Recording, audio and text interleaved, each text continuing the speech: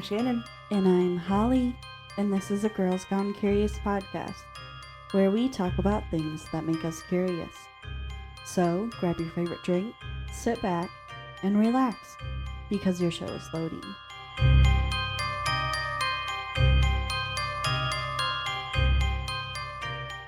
Just a reminder, this case is not suitable for children. Please listen with care. Today's episode does include the following mentionings. Topics of paranormal, sexual assault, drug abuse, suicide, and murder. We do apologize if we say any of the names or places wrong in today's episode. This episode is going to be a little different. We said we were going to do an interview for every 25 episodes, but together we decided to change that. At least for this episode. Instead, like our Salem witch trial episode, we worked together on a case. This is the haunting mystery of the Cecil Hotel. Okay, so before we get into probably one of the most famous incidents that happened at the Cecil Hotel, let's get into some history. The Cecil Hotel was built in 1924 in Los Angeles, California. It was built by hotelier William Banks Hanner. Hanner had a vision to create a hotel that would have people from all over the world coming to stay there. I mean, he wasn't wrong. The hotel has 14 above-ground floors, 1 basement level, and 1 mezzanine. There were 700 rooms, and 301 of those rooms were suites. On the outside, there is a giant sign on the side of the hotel that reads, Motel Cecil. Low, monthly, weekly rates, 700 rooms. Now later, after it's been open for a while, the monthly is changed to daily, and you can see where it was changed and how daily is offset from the rest of the words. Mm-hmm. Hanner spent over $1 million on his hotel. The entryway was immaculate, with palm trees, marble lobby, stained glass windows, and a marvel of a staircase. Side note, in case you were wondering, because I was, $1 million in 1924 would be the equivalent to over $19 million today. What the fuck? Mm-hmm. That's an expensive investment for ghosts. Can you regret investments? Why, yes, you absolutely can. Hanner opened this hotel thinking it would be the hotel everyone wanted to stay at. Unfortunately for Hanner and millions of other people, the Great Depression was in the near future. Side note, the Great Depression was a catastrophic event that occurred worldwide from around 1929 to 1939. However, there were several events that would lead up to the Great Depression, where some say they started feeling the lack of income. Farmers were losing their farms because they couldn't afford to keep them running. Many individuals would go back to a bartering system to get goods that they needed. An example of bartering is my hubby's grandma would trade eggs for milk, canned goods for bacon, or other products she would like. She had a large garden and would can everything from sauces to fruits and vegetables. Most people didn't have extra money, and if they did, it wasn't spent on travel or staying in a hotel. So the hotel started to lose business quickly. During the Great Depression era, there were some guests that did stay at the Cecil. In the 1930s, there were 6 confirmed suicides. They passed from poison, gunshot wounds, jumped out of their room windows, or cutting their own throat. I don't think so. I don't know about that one. Maybe if they started and had a big enough gash where they started, it killed them. But fully. Yeah, I don't think so. I don't think so. In the 1940s, there was 1 confirmed murder. In the 1960s, there were several confirmed deaths, including murder, suicide, and 1 accidental death involving a suicide victim. In the 1980s and 1990s, the Cecil housed a few serial killers, and the growing population of Skid Row outside the building would help with the closing of the hotel. There would be multiple attempts at breaking in, but for the most part, it stayed vacant and secure. So, what was going on if the building was secure and no one was inside? A little prank, a little paranormal, you decide. But first, a little more history on the structure itself. In 2008, the state of California bought the Cecil Hotel. Under inspection, the property was found to have a large amount of asbestos, lead paint, and mold. It was in the talking stage of being demolished once all of the safety procedures and other factors were in place. In 2001, the hotel was leased to Simon Barron. During this period, the hotel was officially renamed the Stay on Main. Even though it was renamed the Stay on Main, it's still, like if you were to call, they would say the Cecil Hotel. The website was still the Cecil Hotel. Mm-hmm. All the signage was still there on the outside. Just the main marquee, like for the front entrance, said Stay on Main. Got it. Richard Bourne would purchase the Cecil for $30 million in 2014. The purpose was to update and rebrand the hotel in the hopes of redeveloping downtown LA. There are two iconic signs of the Cecil. The one we talked about at the beginning is still hanging today, but the large neon sign was taken down in August of 2015. It is said that it was restored and is currently sitting in storage. Renovations began but were stopped during the pandemic. In December of 2021, the Cecil was granted as an affordable housing complex under the Skid Row Housing Trust. This was to give housing to over 600 low-income residents. There are reports that the renovations were not what they should have been, and the conditions are atrocious. In April of 2022, the historic sign on the side of the building was illegally painted white under the main portion of it. It is suggested that it was done by the leasing agent and there was going to be a mural painted on it, but it has not been completed yet. And in 2024, the Cecil was listed for sale. Any takers? No. It might come with already housing guests. Yeah. Let me get back to that after we finish our story. After we finish the case. The hotel would end up staying vacant for several years. Homeless would find the area and create homes on the sidewalks by the hotel. The area would eventually become known as part of Skid Row. So, side note, Skid Row is located in downtown LA. It is said to span over 50 blocks. The Cecil is located in this downtown area. This is where individuals battling addictions and homeless come to live. At any point, it is believed to be from 5,000 to over 17,000 individuals living on Skid Row. That's crazy. Yeah. Before we get into our next part, we have a short mentioning that we really couldn't find a place to fit, so we're mentioning it now. Elizabeth Short, also known as the Black Dahlia, was murdered and found in Leimert Park in LA on January 15th, 1947. It was said that she stayed at the Cecil Hotel just before her murder. Then there's some reports of seeing her leave the hotel bar the day before she was killed. Interesting. Very interesting, and maybe at some point we might go into the Black Dahlia. She's definitely in the future.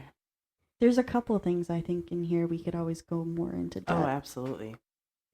Key in the next part. We could go to more in depth with these next two individuals.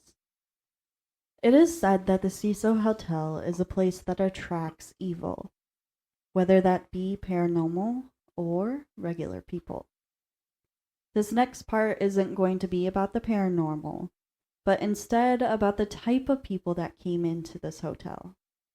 To be specific, the two people that would rest their head at night in the safety of their hotel room, and while outside of the hotel room, would kill multiple victims. This would be the serial killers Richard Ramirez and Jack Unterweger. Richard Ramirez committed at least 13 murders in Los Angeles, California area while staying at the Cecil Hotel from 1984 to 1985. Damn, 13 in 1 year. Mm-hmm. It is believed that his recorded beginning of life in crime was when he was 13 and stole a car. He would drop out of high school and move to the LA area, more specifically, the Cecil Hotel. He would be referred to as the Night Stalker because he would break into homes and take whatever he wanted. Some victims he would also sexually assault and murder them. He did not care what age you were.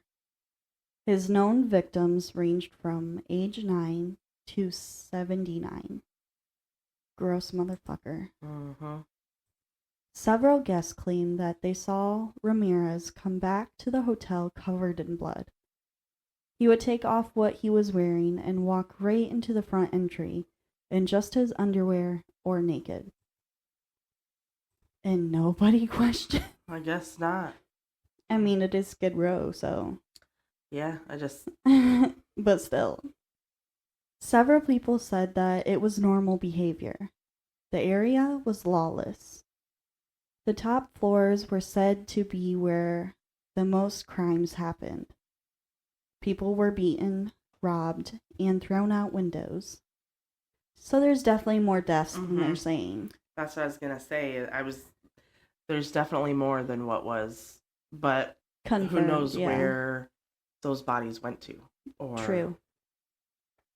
Yeah. Or it could be they were paid to shut up about it or something. Or they didn't want to say anything because the people on the top floor will come and kill them. Yeah, absolutely. Just so happened that Ramirez was staying on the top floor. He paid $14 per night then. So the top floor being the worst of the floors, and that just so happened to be where he was staying. Convenient. Yeah, convenient. He was caught in 1985 by a group of people beating the shit out of him until the police got there. He was charged with 13 counts of murder, 5 counts of attempted murder, and 11 sexual assaults. The trial began in September, and in November, Ramirez was sentenced to death. So, just to prove that this person was a piece of shit, pretty much. Yeah. At sentencing, the judge stated he was sentenced to death due to cruelty, callousness, and viciousness beyond any human understanding. Ramirez replied, "Big deal. Death always went with the territory." Such a piece of shit. He died in prison in 2013. So before he could be executed, he died. So we could eventually go into this piece of shit, but it would probably be only if you guys would want us to. Yeah. That's just a brief little description. Yeah. Without getting into the details. Yeah. Johann, also known as Jack Unterweger, committed at least 12 murders in Austria, Germany, Czechoslovakia, and the United States. From 1966 to 1974, he would be convicted 16 different times.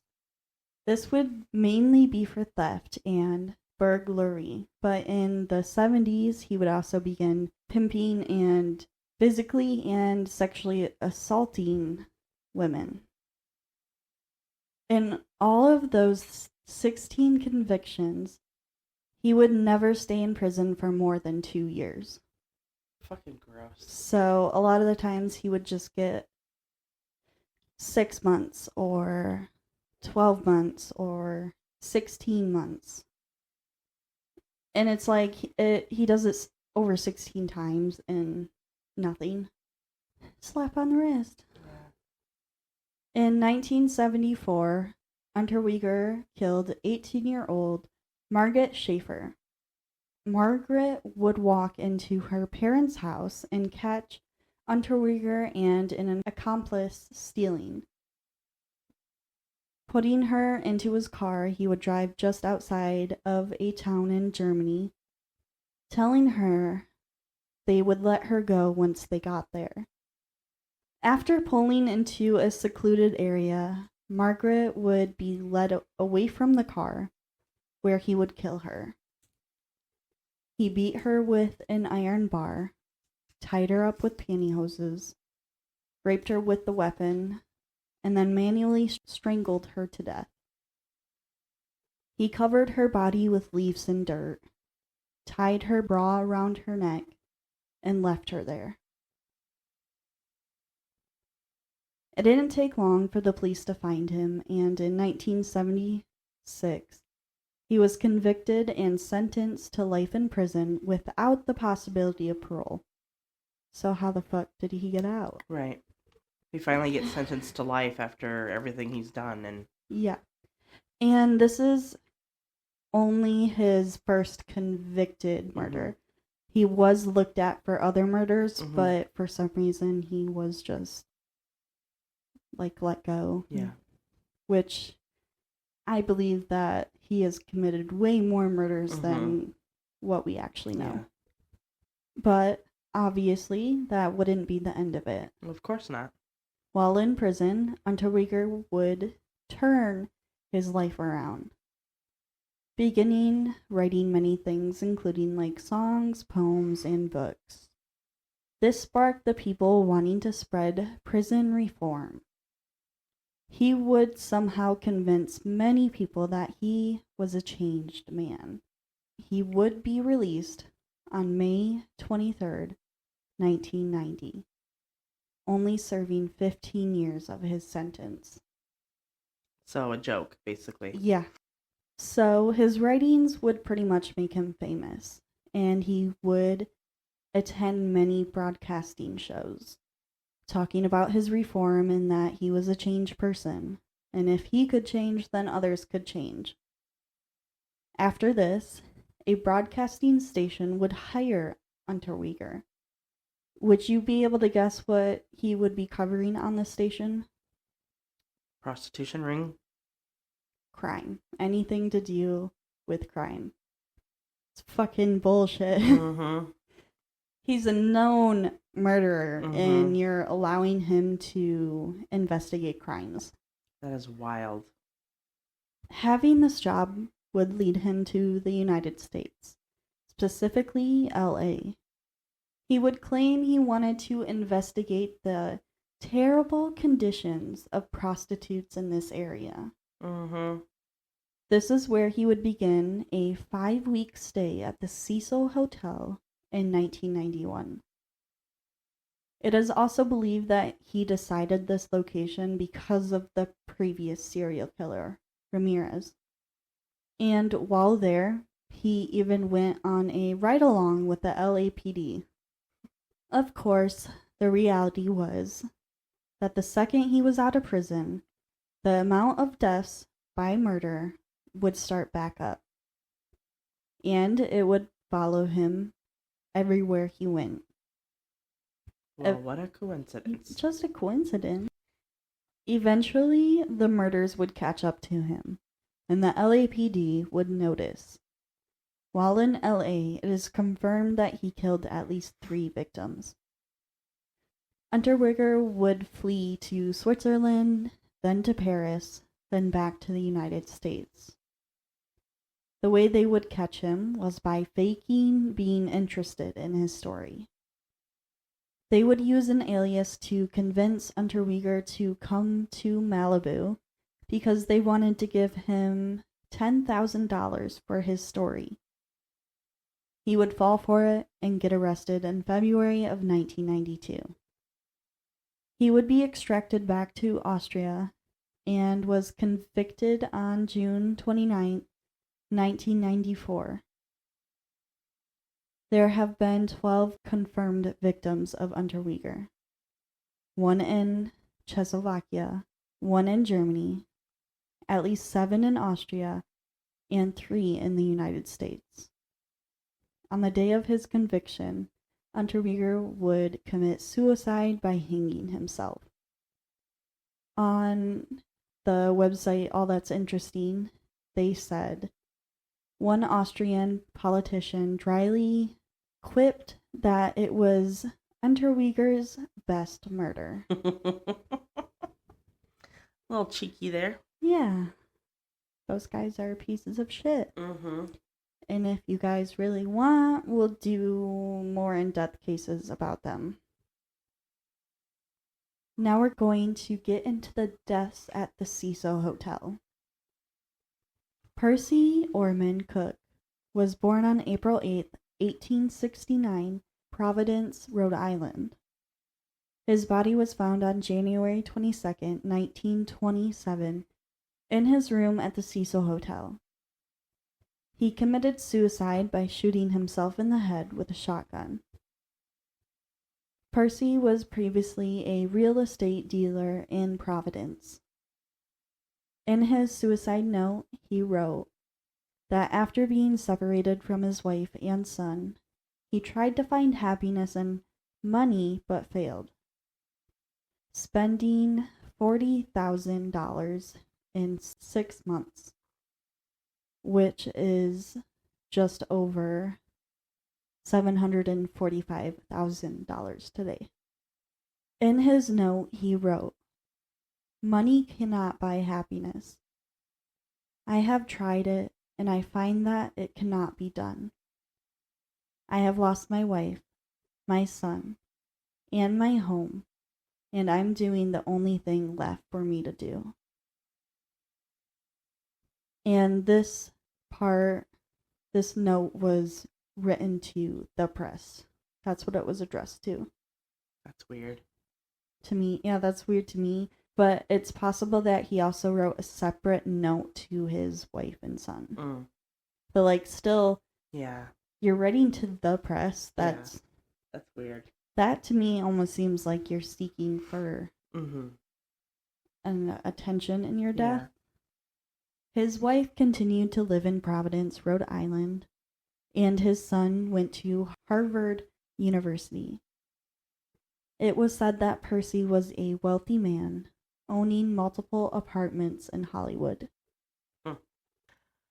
W.K. Norton, also believed to be William Kelly Norton Sr., was born on February 23, 1885, in Maharashtra, India.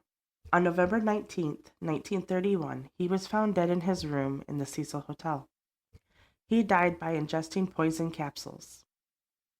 A week prior, he checked into the hotel under the name James Willis from Chicago. The capsules were found in his vest pocket, and checks were found on him made out to Mrs. M.C. Norton. He had only been dead a couple hours before they found him. His death is ruled as a possible suicide, but it is not confirmed. There was no note. And Mrs. M.C. Norton, I believe, is his mother. Suspicious. His adoptive mother. Yeah.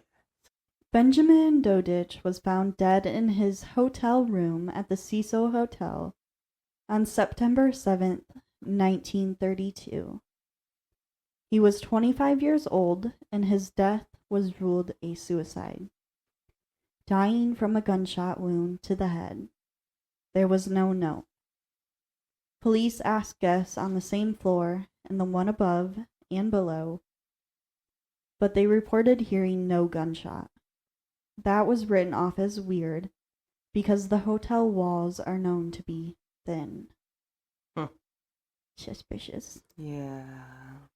I have a feeling that like some of these were just ruled suicide or possible suicide because they didn't have enough evidence or like how to process evidence as good as today. Yeah. Or it's a whole cover-up. Yeah. Sergeant Lewis D. Borden was born in July of 1879 in Salina, Kansas. He was found dead in his hotel room at the Cecil Hotel. He was a former sergeant in the Army Medical Corps. He wrote several notes. Lewis found out he was sick, believed to be cancer, and decided to end his life by slitting his throat with a razor. Which, like we said earlier, we don't know if that's right. Like, could you actually go through with slitting your whole throat? I don't know. I can't imagine. I mean, if he was in the Army Medical Corps, Mhm. maybe he knew how to hit the right True. veins or something. Yeah, very true. I don't know. All of these are a little suspicious. Mm-hmm. Grace E. Magro was born on April 1st, 1910, in Kansas. On March 15th, 1937, she fell out of the window of her hotel room on the 9th floor. Her fall was broken by phone wires, and they wrapped all around her body. Oh my God. She would die later after being transferred to the hospital, because when the fire department or emergency Mm-hmm. found her, she had a very weak pulse still. Yeah.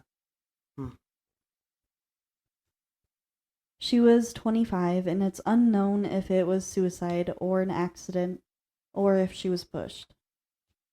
Her companion that was with her, M.W. Madison, was sleeping when she fell out the window. Mm-hmm.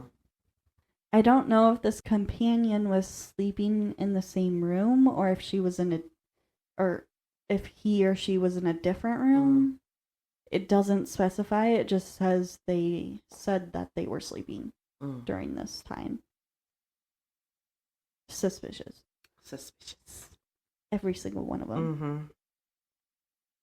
Roy Thompson, at the age of 35, committed suicide by jumping out of his hotel window on the 14th floor.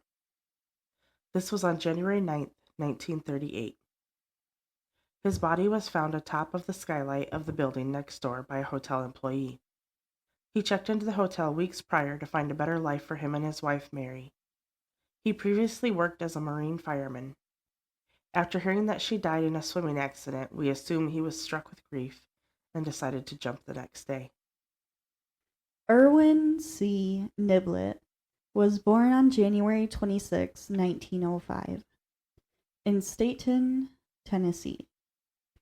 After graduating from high school in 1925, he attended the University of Tennessee until enlisting into the Army.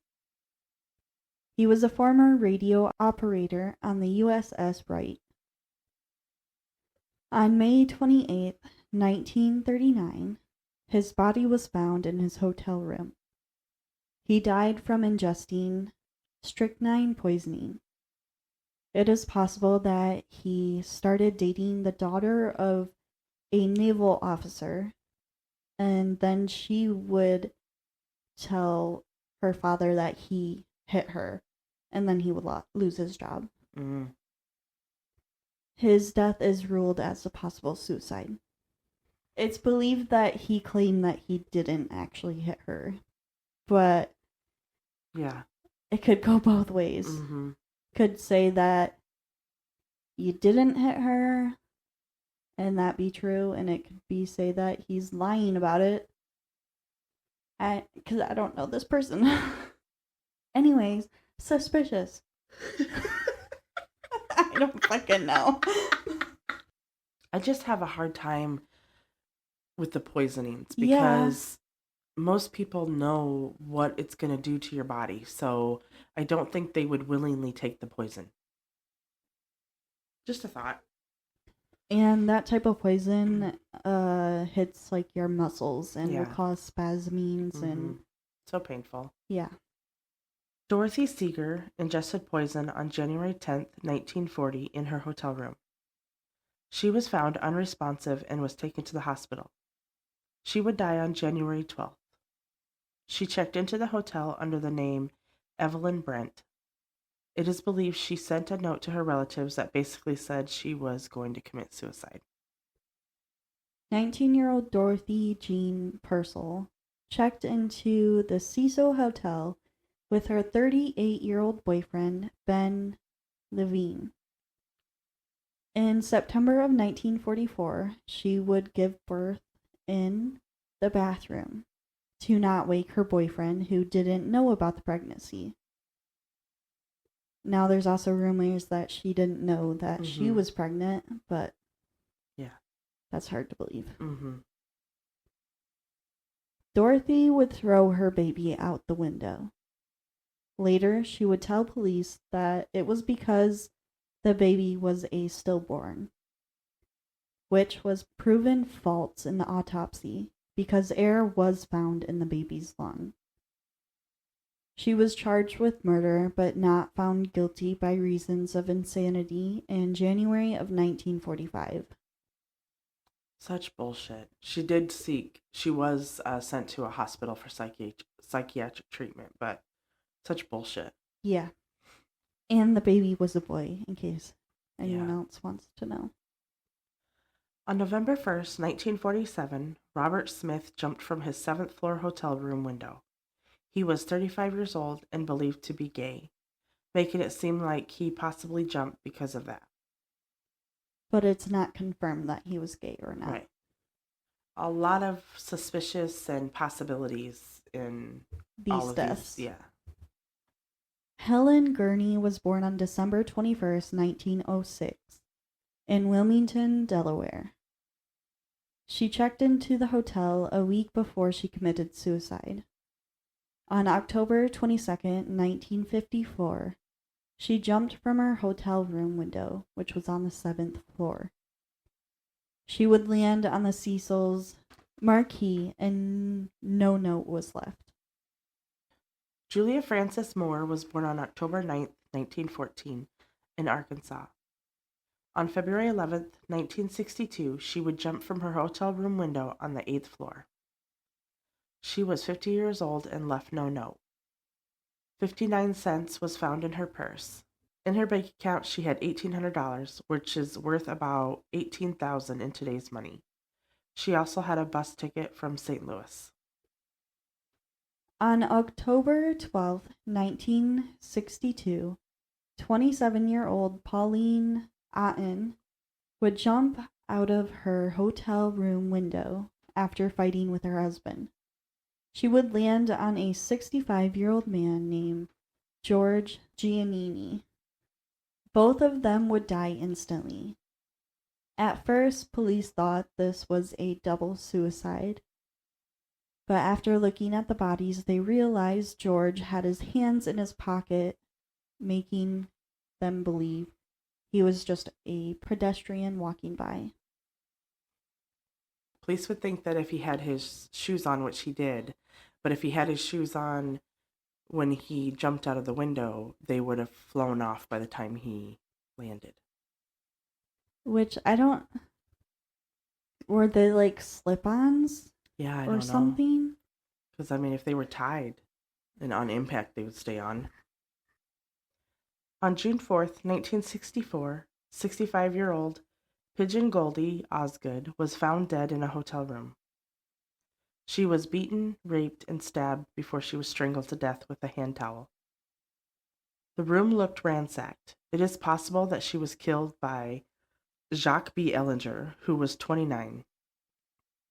He was seen walking in bloody clothes in or near the hotel. He was arrested but later cleared of all charges. She went by the nickname Pigeon Goldie because she was often seen feeding the birds. When she died, her LA Dodgers cap and birdseed were found next to her. That was 1964, so it wouldn't have been... One of the serial killers. Yeah. When was Ramirez? 84 to 85. Okay, yeah. And the other dude was 91. Yeah. So it definitely wasn't then. Mm-mm. Unless Ramirez showed up beforehand and then... Yeah. I don't know. Yeah. I don't know. Or there could be a completely different serial killer in the area at the time. They did... I think I remember seeing something along the lines of there was other murders like hers that were in the area, and I think they tried to like compare them, but it just didn't seem like they were by the same person. But also it's possible it was. Yeah. It was not, not really explained. Yeah.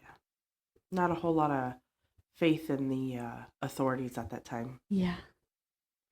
An unidentified female was found on December 20th, 1975.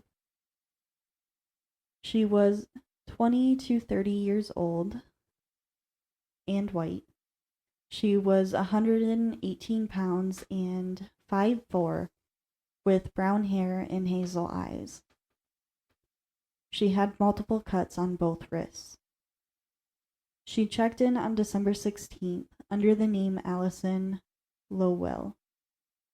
This name has not been verified. Officers did find a Greyhound bus ticket stub on her hotel floor. The ticket was purchased in Bakersfield, California. No IDs of any kind were found. She was staying in room 327 on the 12th floor. She was found on the roof of the second floor. Undetermined if death was accidental, murder, or suicide. An unidentified male was found in the alley behind the Cecil Hotel on September 1st, 1992.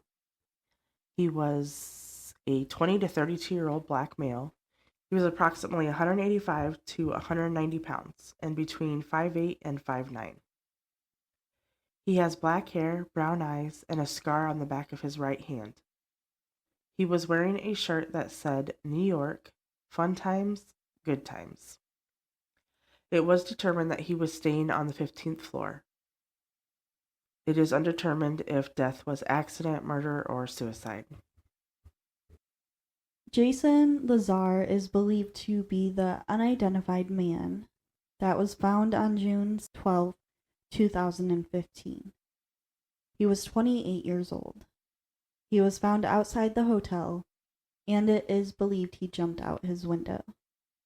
His death was ruled a suicide. And now we're going to get into one of the bigger known deaths at the Cecil Hotel. And this is not saying that any death is less or more important than the other. No, it's just this one we have the most information on. Yes.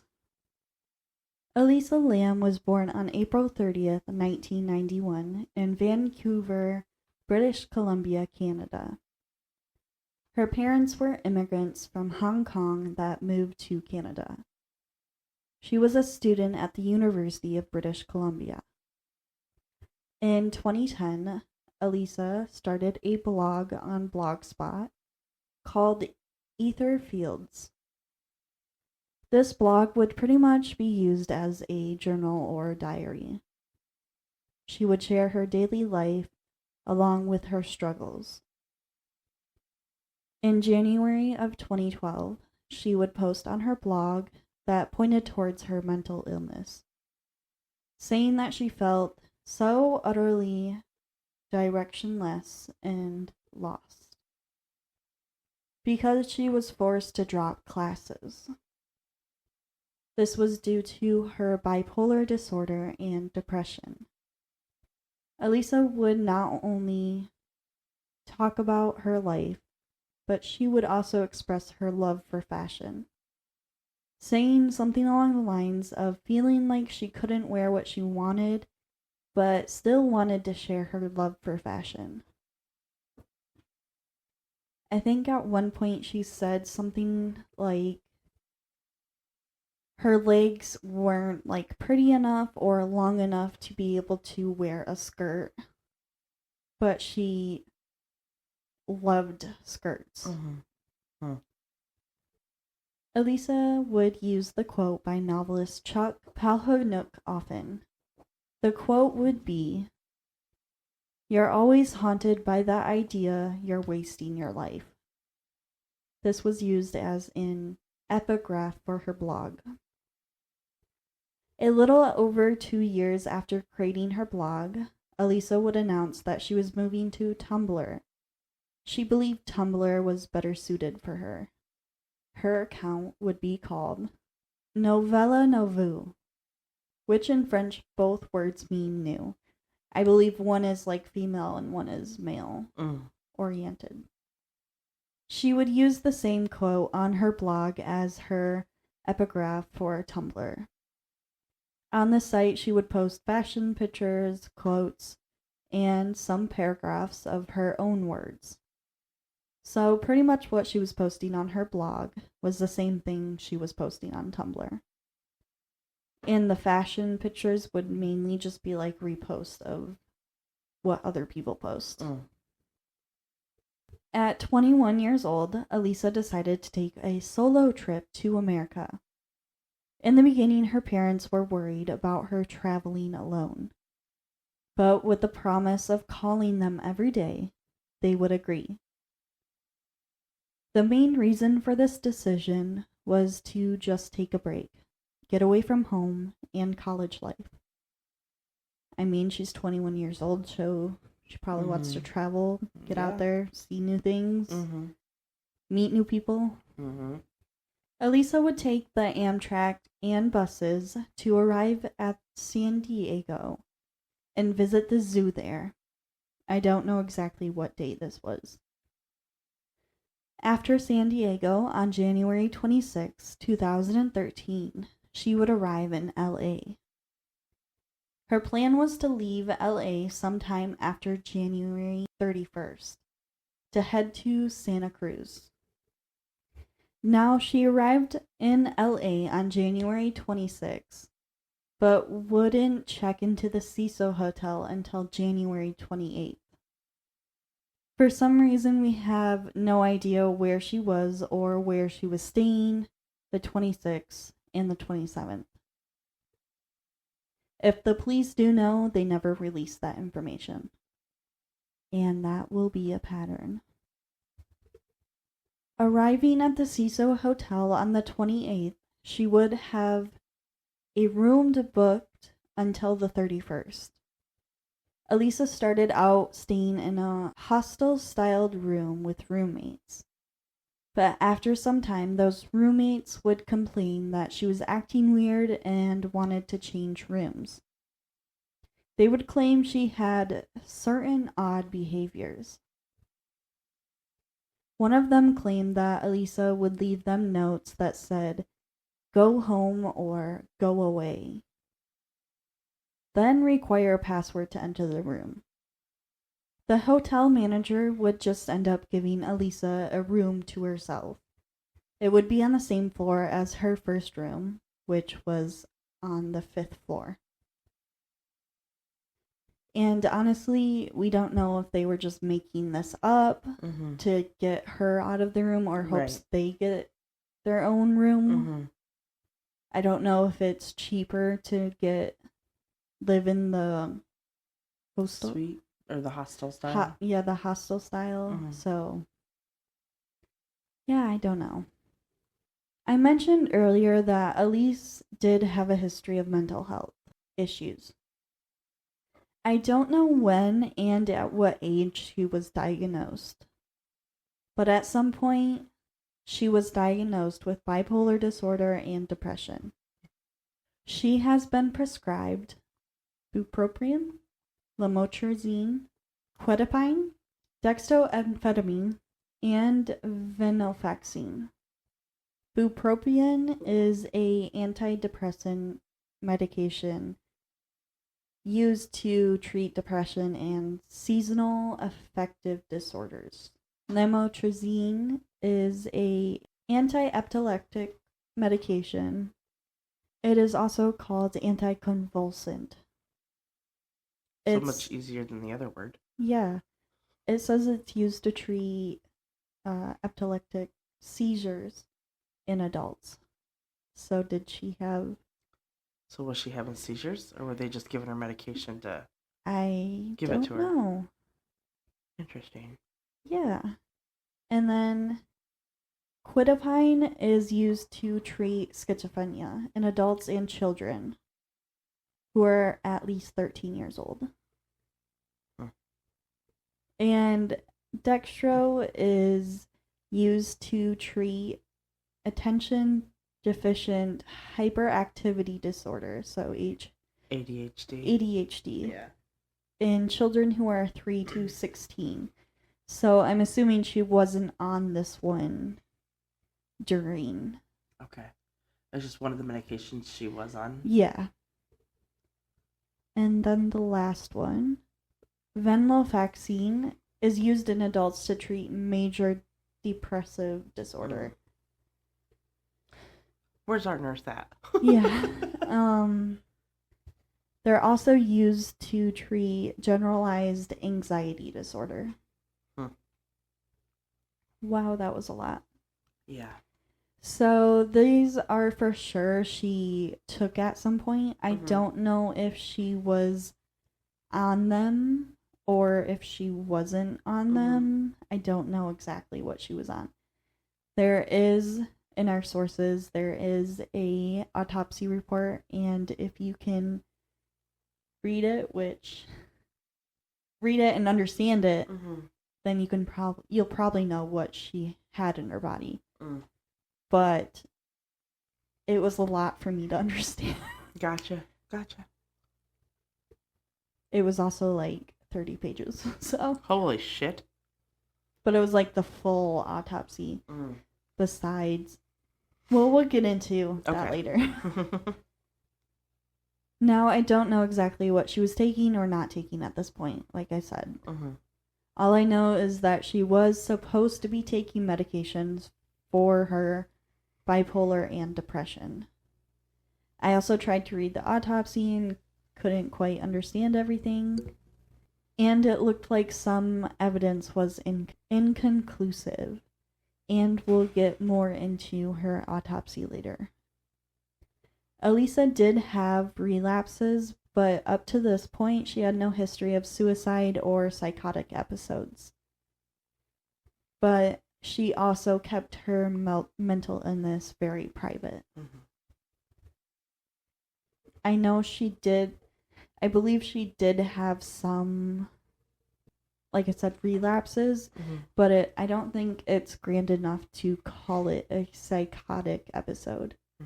It would just be more of she would, I think, lock herself in a room or hide somewhere, not. Okay.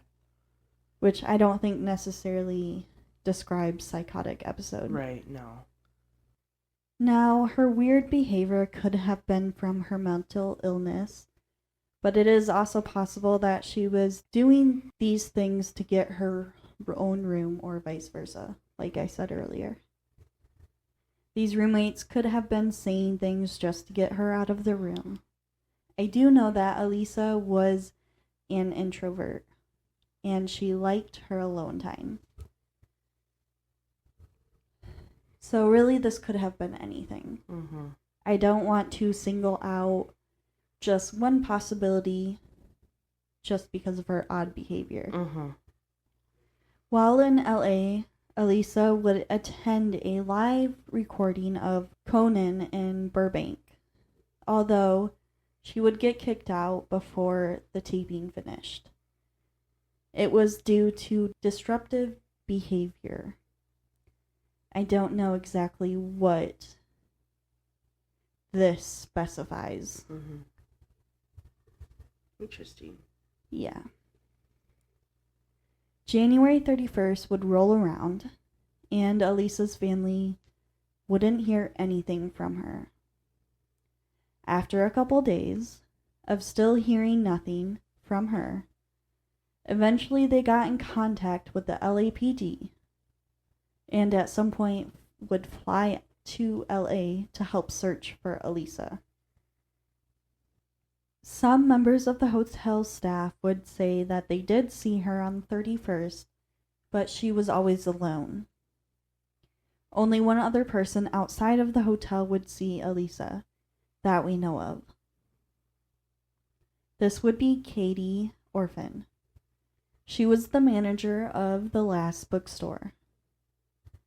Katie would say she was outgoing, very lively, very friendly.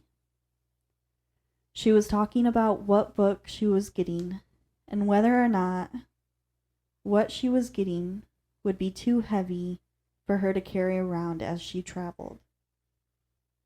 On the 31st, Elisa went to the bookstore, the last bookstore, to buy books and records to bring back to her family. This was only a 6-minute walk from the Cecil Hotel. Personally, to me, this doesn't seem like someone who would later commit suicide. Agreed. This is believed to be the last time anyone saw Elisa. Again, that we know of. Mm-hmm. Police would say they did an intensive search for Elisa in the hotel. This would include her room and whatever other room they got permission to search from the guests staying in that room. So they would go knocking on doors and ask if they could search the room. And if the person staying there said no, they would move on. I get it. Yeah. They would also bring in scent dogs that didn't really pick up on anything other than her room, along with checking the roof, but seeing and or picking up nothing. Sergeant Rudy Lopez would say, "But we didn't search every room. We could only do that if we had probable cause," which is unfortunate. Mm-hmm. A full week would go by. On February 6th, the LAPD would hold a press conference to release a photo and ask for help finding Elisa. Also to answer some questions. Flyers would be posted online and posted in the neighborhood. This was just a couple sources that said it. I don't know if it's confirmed or not, but when the dogs searched, smelt the whole room, the trail ended at the window of her room. So I don't know. It's not confirmed that this is a fact, but it's not confirmed. Right. So I just wanted to mention it and go from there. Elisa didn't check out of her hotel room when she was supposed to on January 31st.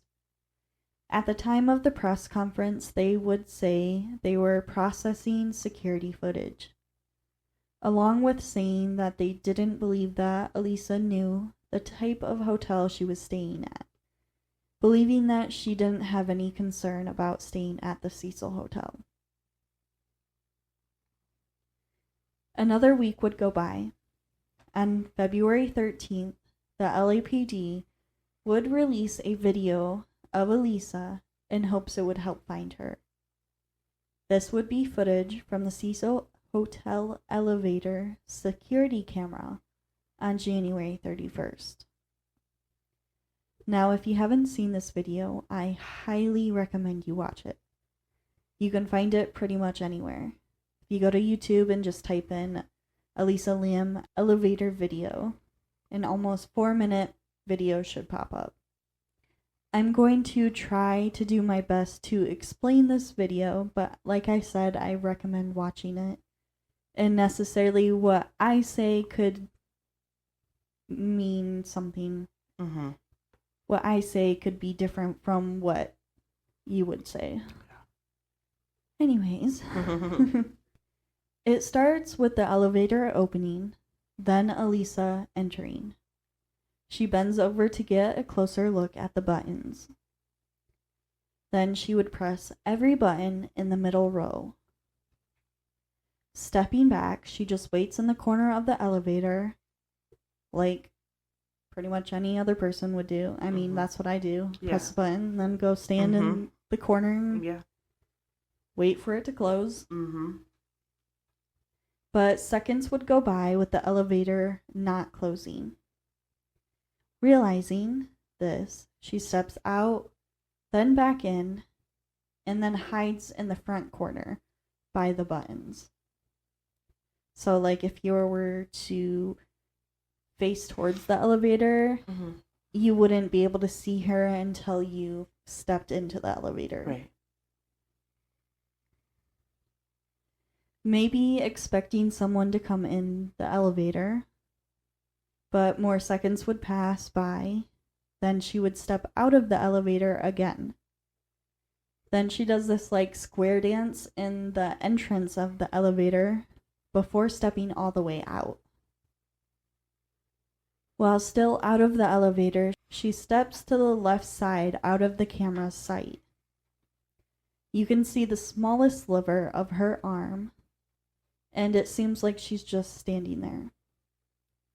After a few seconds, she gets back into the elevator and presses all the buttons again, multiple times over.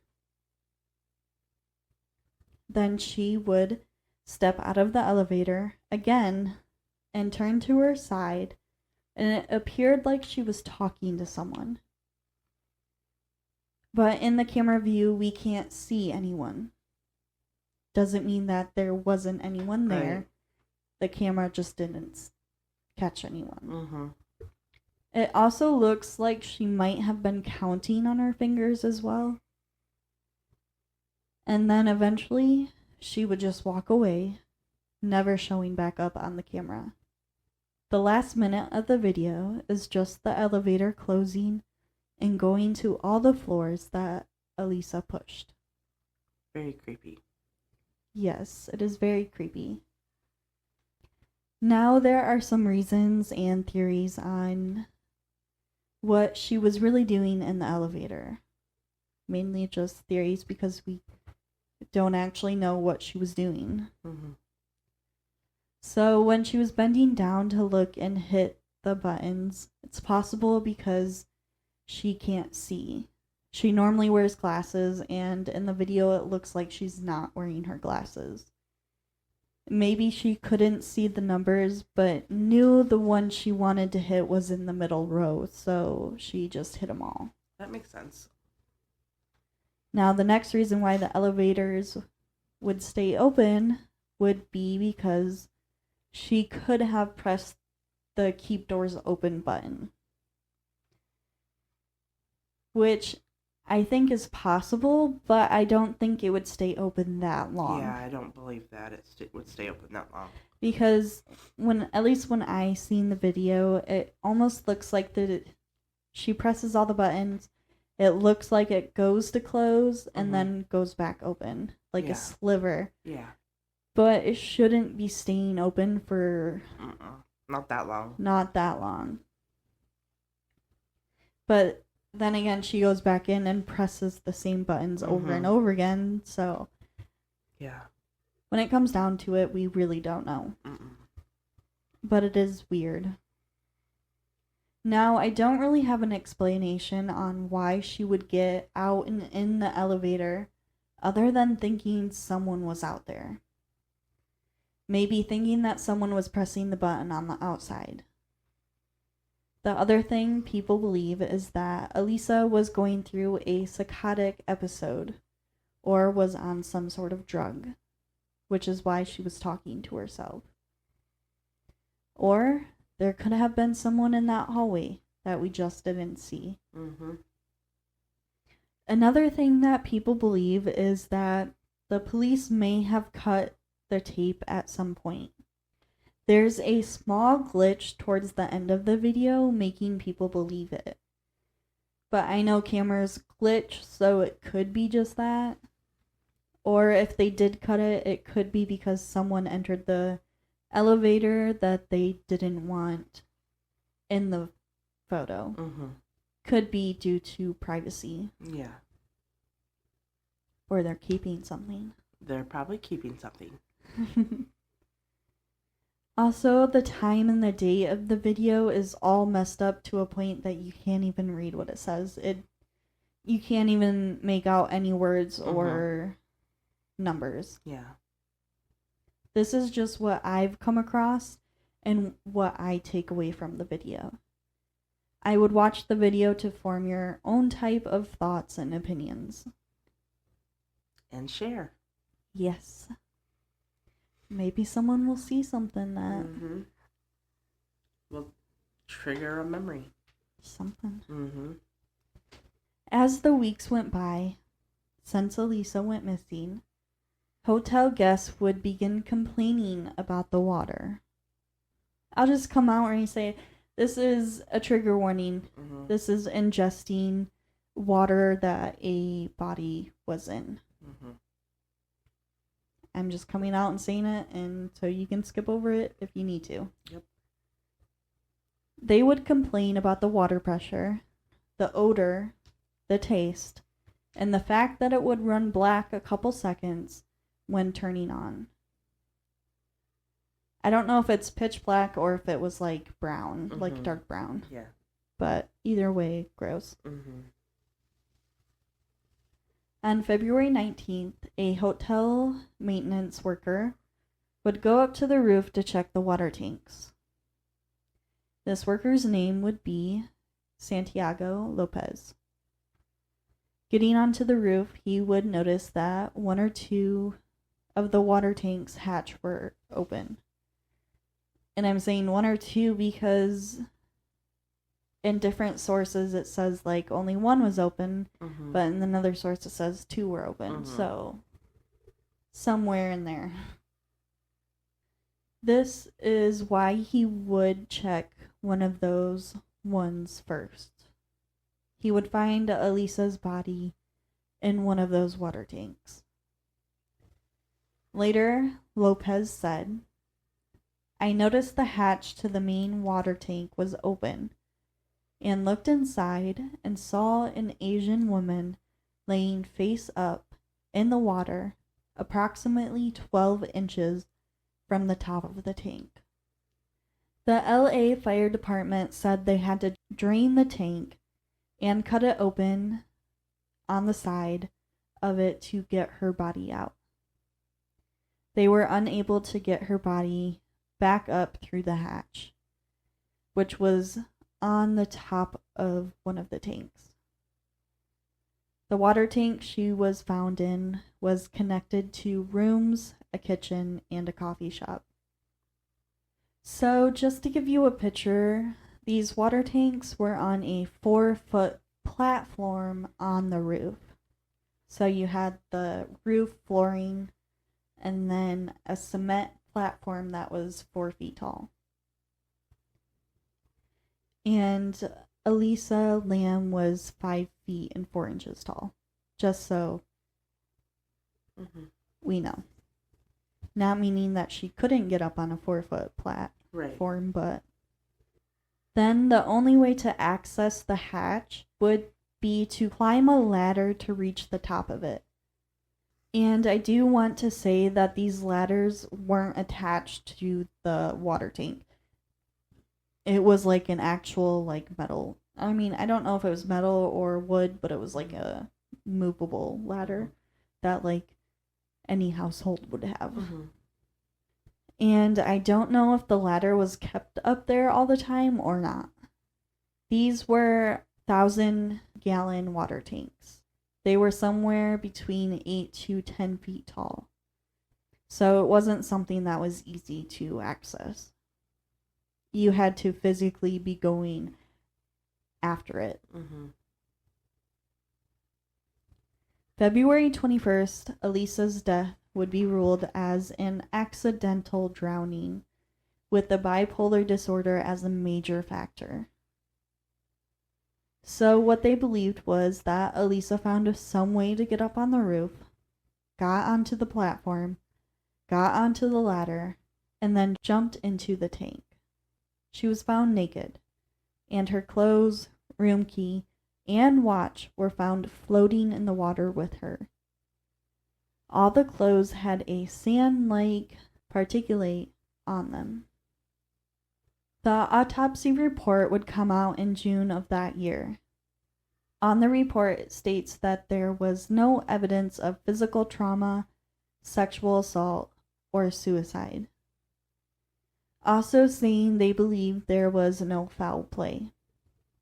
In her toxicology test, it pretty much said that she had a small amount of her regular prescribed medication, plus something like Sinutab and ibuprofen in her system, along with a small amount of alcohol.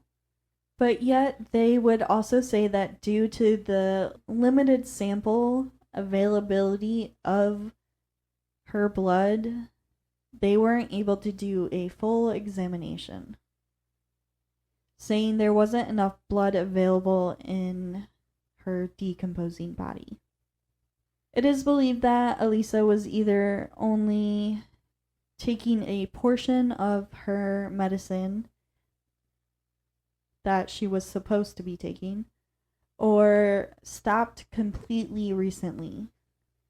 It is not confirmed which one it is. This made the case stronger in believing that she had a psychotic break.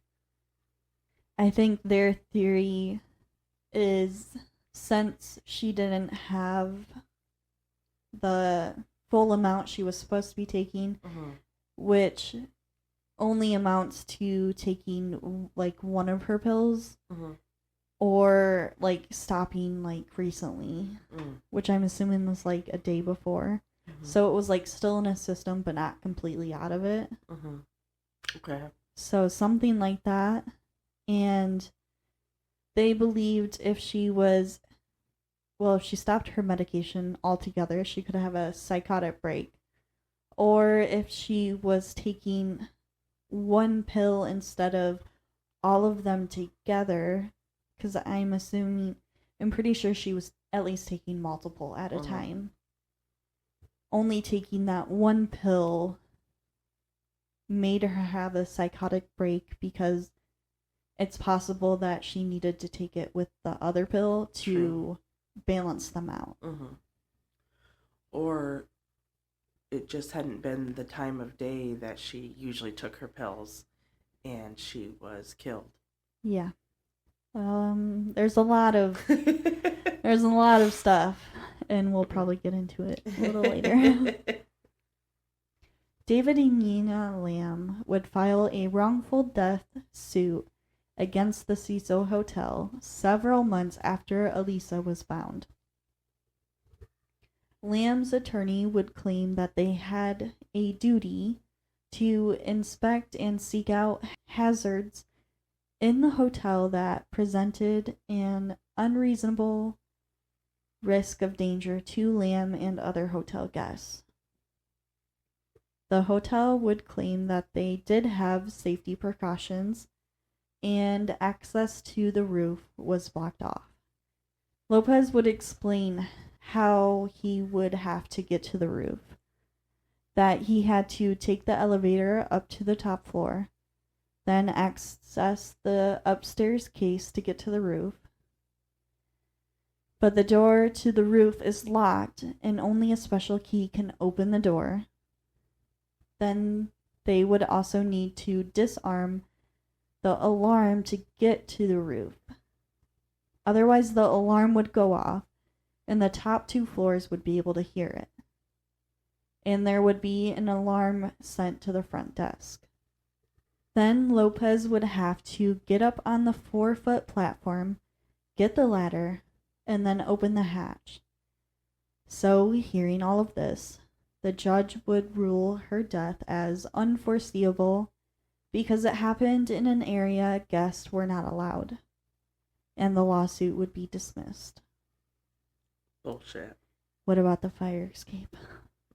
That's accessible. Yeah. You can literally see it on hundreds of pictures, actually, that they literally have access from the rooms. Yeah. You might be asking, if she didn't access the roof through that way, then how did she get up there? Well, I just said it. There was, and still is, a fire escape that leads right up to the roof. Later, multiple people would post videos of them accessing the roof easily through the fire escape stairs, proving that it was possible. But even if, so she got on through her room, let's say her room had a fire escape, or she snuck into someone's room. They already said that the scent ended at her window from the dogs. So she got out on the fire escape, climbed up to the roof, and then pulled herself up over the 4-foot platform, grabbed a ladder, made sure it was stable, climbed up the ladder, And being up that high with all the different angles and everything going on, all the elements going on, and hopefully the ladder is staying put. Mm-hmm. So she climbed up the ladder herself, jumped into the top of the tank, and fit through the tank because she was tiny, but she wasn't able to pull herself back out. Here's where I have a problem with that. If she wasn't able to, she should have been able to pull herself back out. That's why I think she was well, there's a lot of things, but this said 12 inches. That's Yeah. a foot. Why couldn't she get, that's, I think So, something. that plus a lot of other things is... Yeah, I mean, there's so much going into that. I don't believe she killed herself. And my next part is a bunch of mentionings, which was...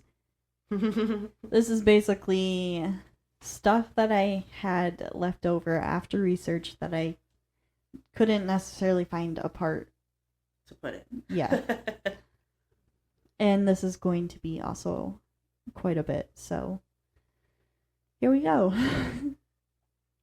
The autopsy mentioned that her anus was endometrious, which is basically outside of her body, am I correct? I think so, yeah.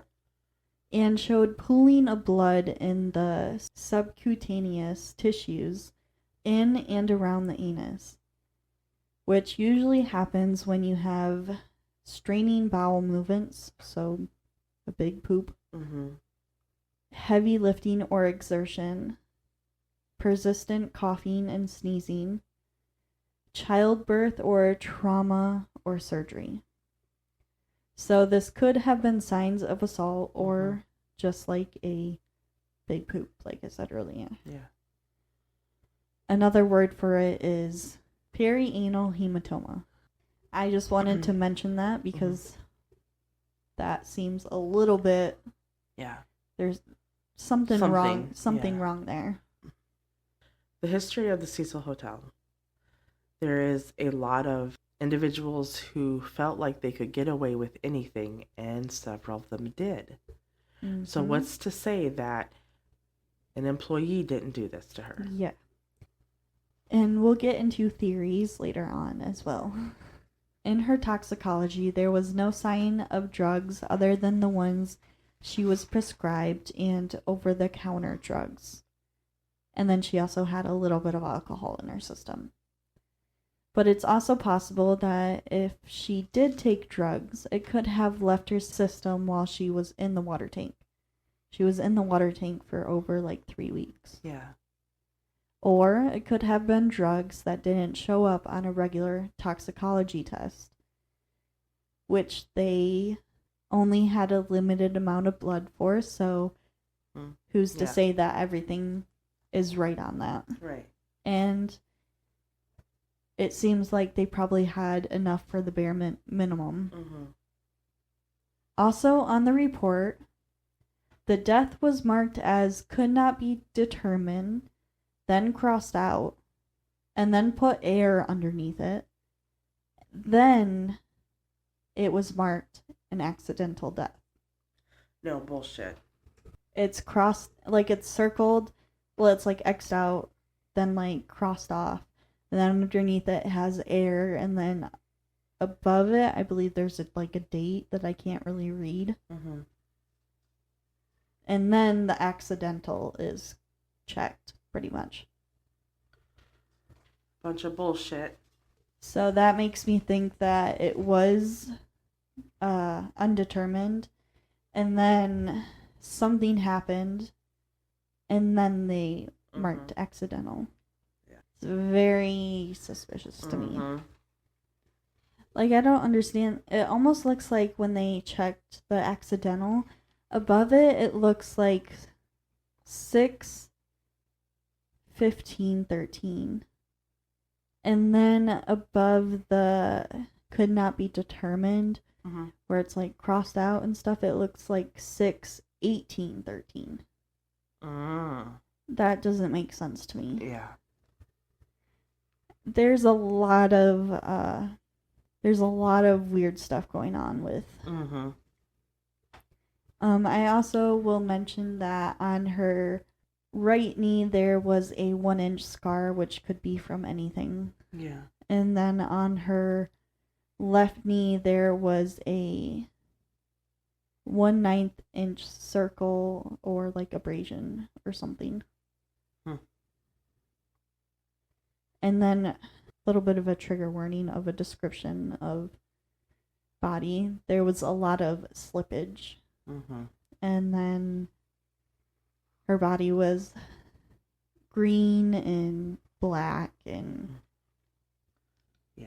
bloated, pretty much. But you can look at her autopsy on autopsyfiles.org. You can pretty much just search Elisa Lam's autopsy and it should come up somewhere. Well, like the toxicology report, there's like result, there is ND, which I don't know what ND means. Yeah, I don't either. Because it's not negative because they put negative if it's negative, and then they put present if it's present. Not determined, maybe? Probably not determined. So does that mean that they didn't have enough blood to determine? Yeah. But anyways, I would check out her autopsy report. It's very interesting, and there's a lot of, I think, strange stuff on it. Agreed. So there hasn't been any news if Elisa's phone was found or not. If it had been, the police haven't released information on it. When the police had a conference, one of the times, I believe someone in the crowd asked about the phone, if anyone found the phone, and I believe the police responded with, they didn't want to talk about it right now. Where the fuck is the phone? Yeah.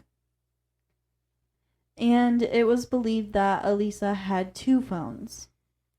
One assuming a flip phone that she contacted her family with, and the other was a friend's phone she used to take pictures with, which I'm assuming was like a smartphone. Yeah.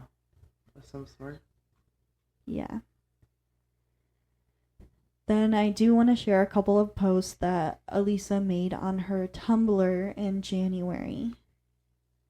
The first one is, the speakeasy was awesome, except I lost a cell phone, sigh.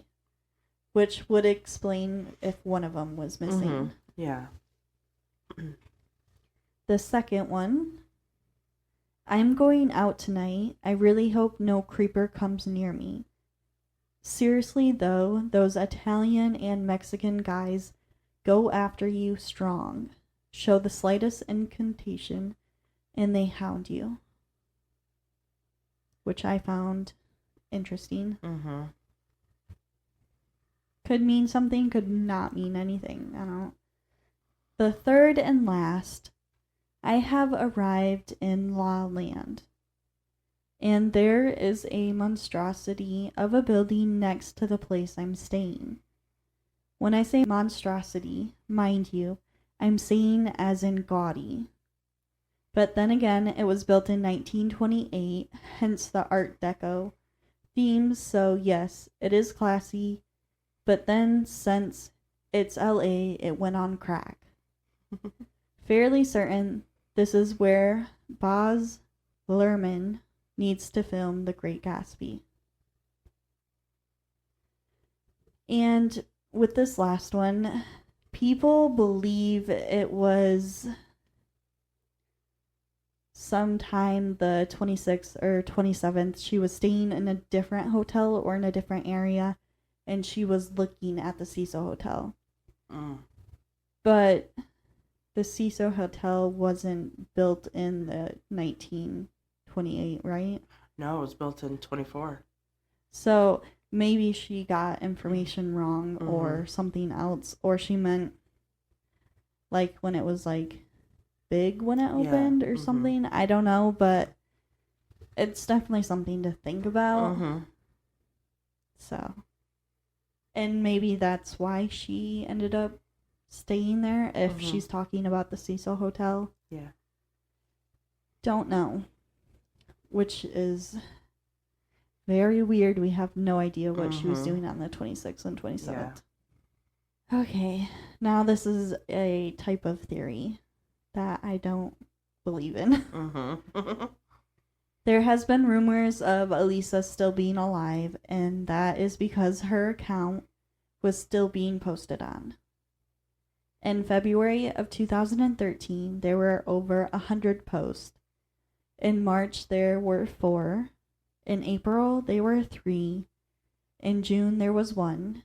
And in December, there was 1. But most of them were just reposts that she had already posted. And another thing, it's not necessarily confirmed. I don't know if they could do it in 2013, but on Tumblr, at some point, you could schedule a post, and it would come out when you wanted it to come out. Right. And I don't think Elisa is still alive. She could have shared her password with somebody, or somebody could have found out her password. It could be a family member. One of her roommates in the hostel. The last post is December of 2013. Yeah. And that's just one single post. You can find her Tumblr account, but you have to look in archive because I don't think it's still active. Yeah. Now there's back and forth news about the hotel. The staff would say that they still accepted reservations after finding Elisa's body and would just tell them not to use the water. But then guests that were making those reservations and staying would say that they weren't told anything about the water. I would be absolutely livid. So which one is true and which one's not? Yeah. Personally, I think the hotel's trying to cover their asses for stuff. Too. There is also back and forth between whether the water tank hatch was open or not. Now there is another theory.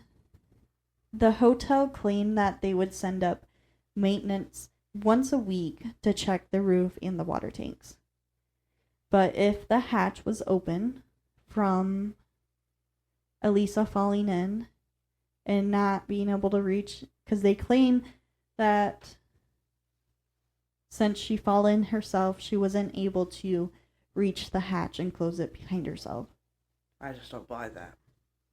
And if that is true, then how come the 3 weeks that she was missing, no one noticed the hatch was open? Yeah. Until the one guy came up. So either you never sent people up there, or the hatch was closed. Yep. And the Lopez guy is lying. The reason why Elisa's clothes were off was believed to be because of hypothermia or because they were weighing her down. But then that brings up the question of where did the sand particles come from? Exactly. Now there is a theory that maybe Elisa took off her clothes, threw them on the roof. That's how some of the particles got, because there was a source that said that there was sand particles on the roof, but like where the fuck did that come from? Yeah.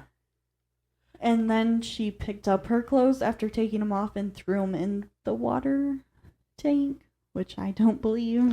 I don't believe that either. But I mean, I guess the sand particles could have got up on the roof by like a good storm or... Yeah, but that doesn't explain how it got onto her clothes if she did it herself. Then there's a bunch of theories. Number 1, murder. That's what happened. If you do believe it's murder, which I highly believe, was it an employee? I believe it was an employee. Or a resident. or someone else just coming to the hotel and getting away with murder because they know of the hotel. Yeah. And then, if it's murder, the clothes were taken off of her by them and then thrown in. If the hatch was open, then she opened it herself. If not, someone else closed it. And it could have been that they took off her clothes because they didn't want, like, they saw the hatch before because they'd been up there before and didn't want her clothes to catch on something and have, like, fibers blowing her. I mean, there's all kinds of possibilities, but yeah, she was, murdered.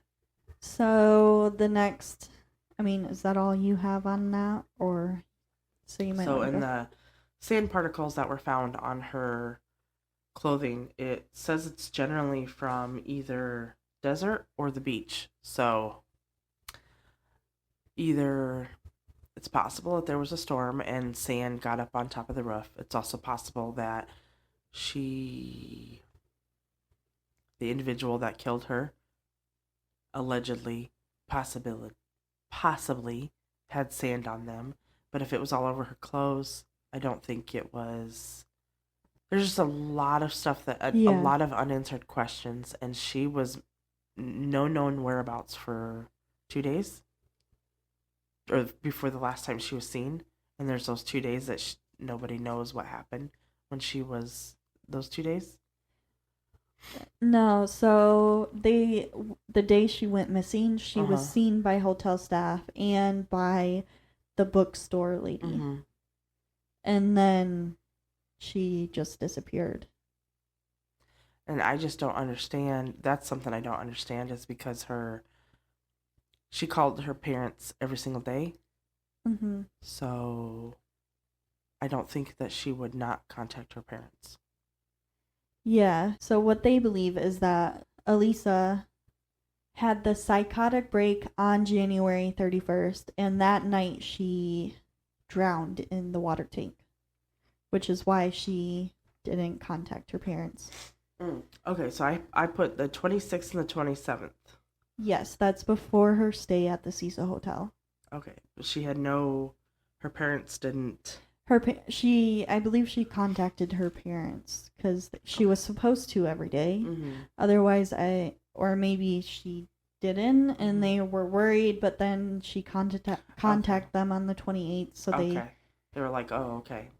Either way, they didn't seem like they were worried on the 26th or the 27th. Okay. So then, what did she tell her parents about? Like, because a parent would be like, hey, what'd you do for the last couple of days? I haven't talked to you. Yeah.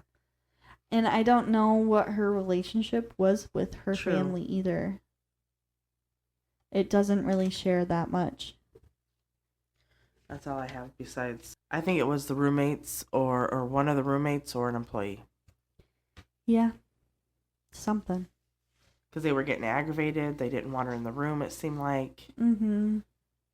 That's, if I had to vote, that's my vote. It's either an employee or a roommate. I believe it's an employee, but.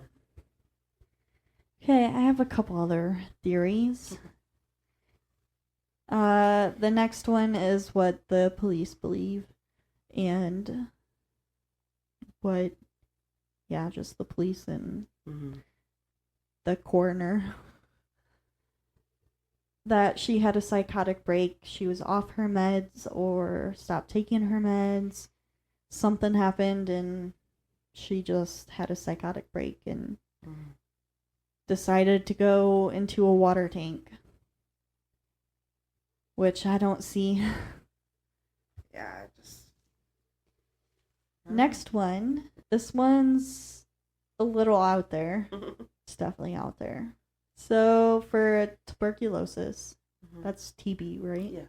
There was a outbreak of tuberculosis on pretty much right after, or like right when she was missing and hadn't been found yet. And To test for tuberculosis, there is a test you would take, and it's called the Lamb-Elisa test. It is exactly how you spell her name, just flipped. And people out there think this is too much of a coincidence. The same company that founded the test was founded in Vancouver in 2006. What? Yeah. So the theory is that this company used her to spread tuberculosis on the homeless population since it was increasing. Wow. And the LA Times reported the biggest outbreak of tuberculosis on February 21st, 2013. It's definitely out there. It's definitely out there, but it's weird. Yeah. So then people think that her death was planned to spread it, and then maybe someone killed her, or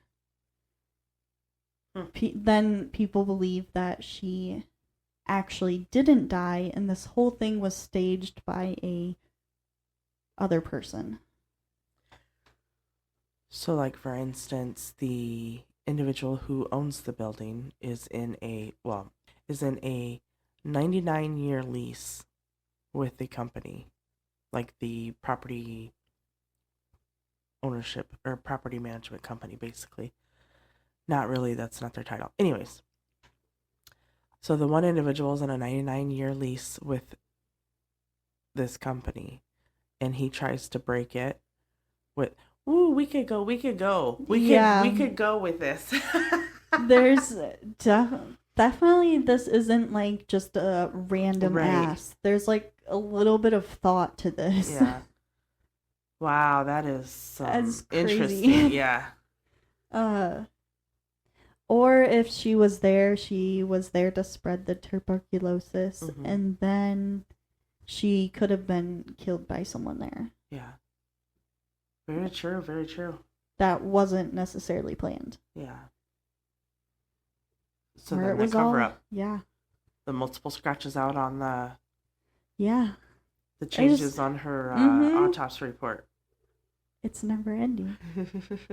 Okay. Moving on to the next one, which is a little far out there as well.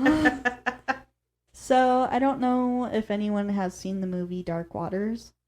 I don't think I have. I haven't, and I'm not going to. I'm not going to either. If you're saying you're not seeing it, I'm not watching it. It's paranormal, so. Oh, yeah. The original was made in 2002 in Japan. And then a 2005 one was remade in the US. This girl, Natasha, she's living in this apartment building. And I don't know if she's living with her mom, living with her parents. I didn't get into deep details of this. I just did the bare minimum. So, Natasha ends up dying in the water tank. She falls into the water tank that's on the rooftop and dies.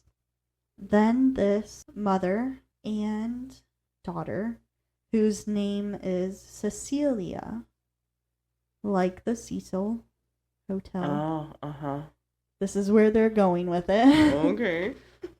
So this mother and this daughter gets this apartment building, stays in there, and then Natasha begins haunting them. Then they have an elevator scene that's almost exactly like Elisa's elevator scene. Or elevator video. Where it's like the same angle and they're both like standing in the corner. Not everything is similar. Right. But it's pretty close. It's a little weird, I will admit that. I believe it's Natasha, or it might be the other daughter. I think it's Natasha, the girl that died in the water tank. She is also wearing a red jacket when she dies. Mm. And in the elevator video, Lisa is wearing a red jacket. And that what she was wearing in the elevator is pretty much what she died in. So people believe that this is a possibility that her and another person were acting out this movie. And then it was like all playful and like, because in the elevator video, it kind of seems like she has a little bit of playfulness to her. Like, because like she's jumping out, like almost like playing like hide and seek with a kid almost. Yeah. So people think, well, they took that and pretty much ran with it. Yeah.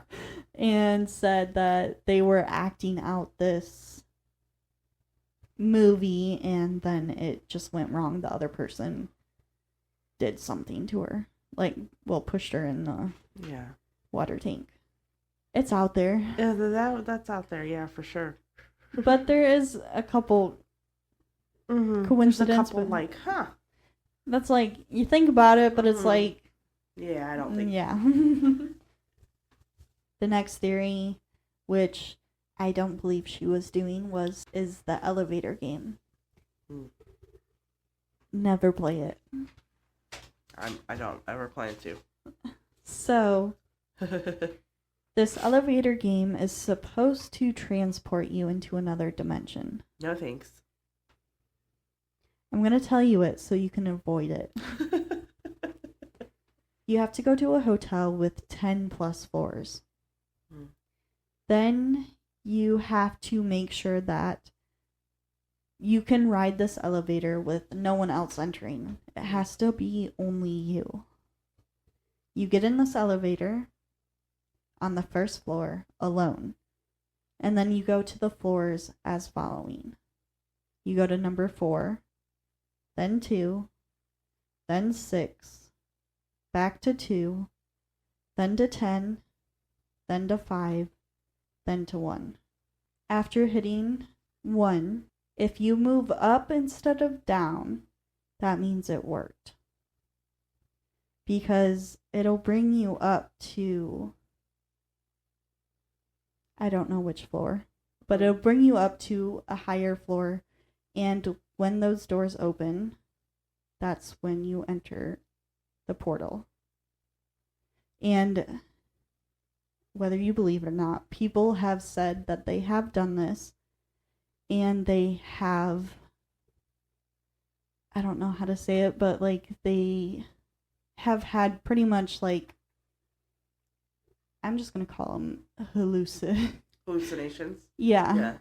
Because they say it brought them to a hallway that looked like the hotel, but it was darker. And when they exited,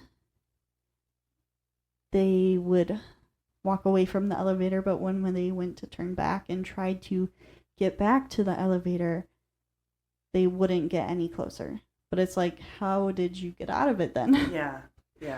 Another person says that when they did it, they got off on the floor, did whatever, got back to the elevator, and then went home.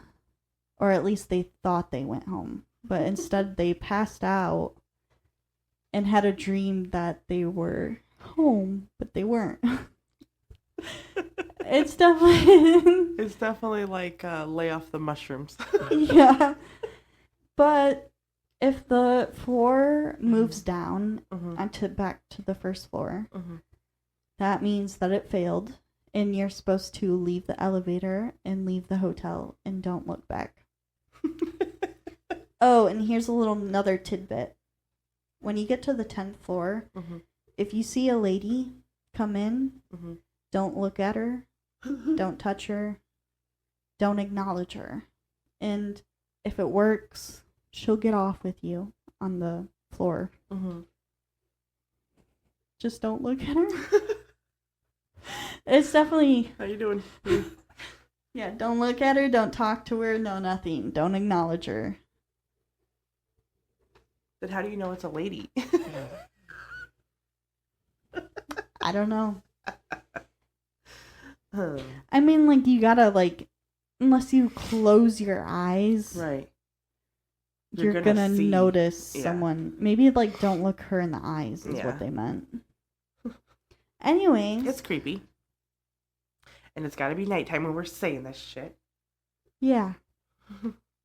Well, it's either the 10th or 5th floor. I have the 5th floor written down, but I remember them saying the 10th, so I don't know which one it is, but either way, just don't play the game. Yeah, just don't play the game. I like that rule. Yeah. And then my last theory is obviously just like paranormal. It's like someone could have possessed her and caused her to do these, or she wasn't talking to nobody, she was talking to ghosts. Yeah, very possible. Yeah. Yeah, goddamn. That was a lot. Well, and we know she wasn't playing the fucking elevator game by the video because she was just pressing in a row. Yeah, she wasn't. Okay. Interesting, though.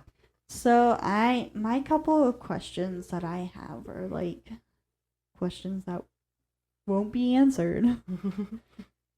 Did you get all your questions? So when they drained the water, did they keep the water as evidence? That's my question. That's a good question. Or did they just drain it and let it... That's a good question because there could be particles in there that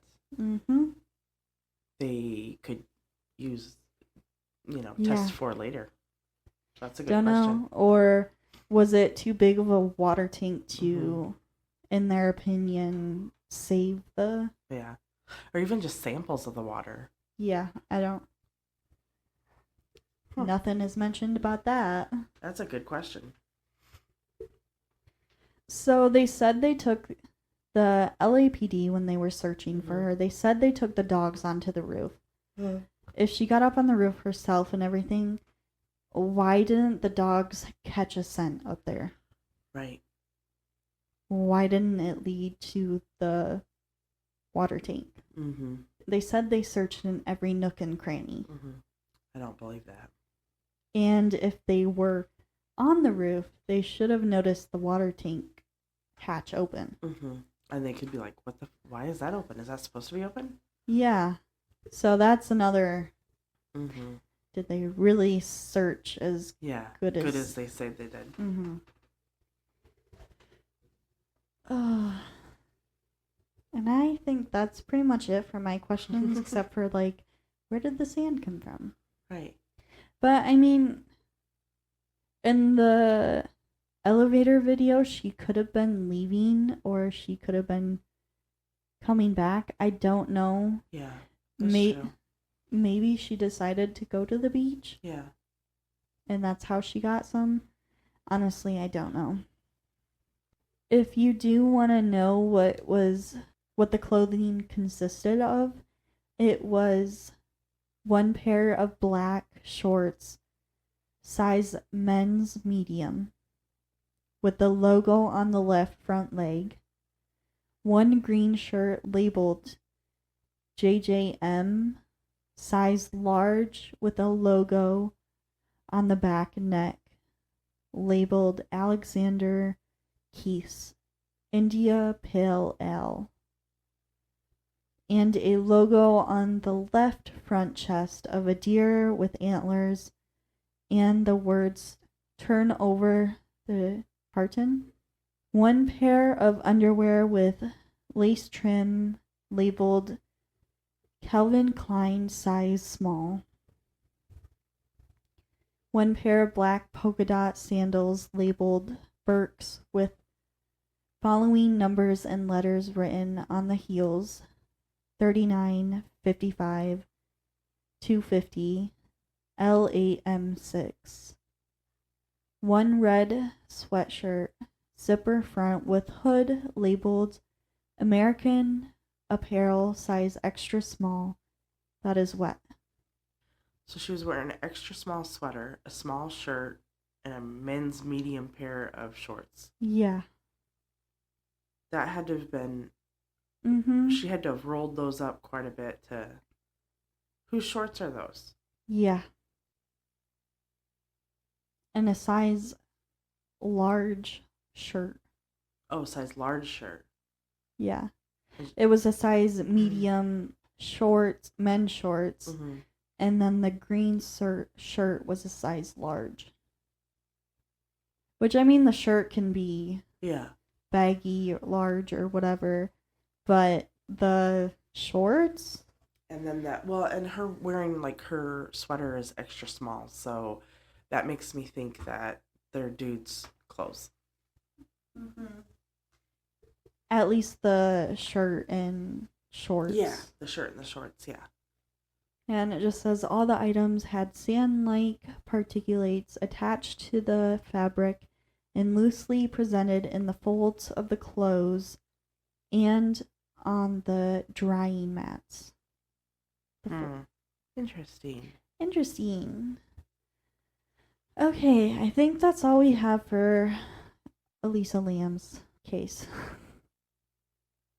Unless you can think of have any last minute questions. I can't think of any.